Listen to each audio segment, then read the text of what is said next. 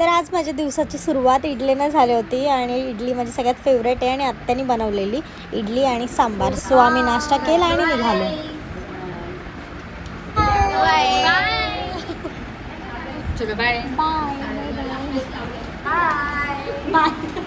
आणि त्यानंतर आम्ही डॉमिनोजवाला मील घेतला होता जस्ट अँड देन आत्याला पण बाय करून मी निघाले.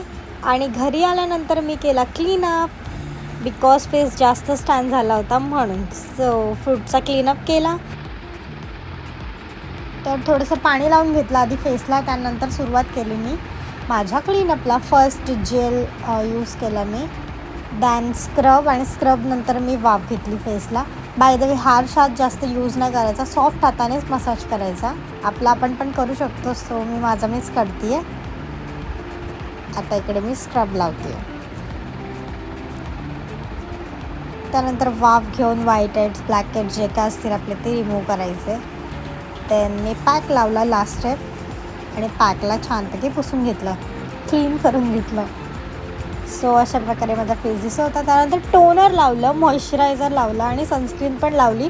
मॉइश्चरायझर आणि सनस्क्रीनची व्हिडिओज नाही भेटली. सो क्लीनअप करून झाल्यानंतर मी डिनर केला आणि व्हिडिओ एंड करते. Bye bye guys.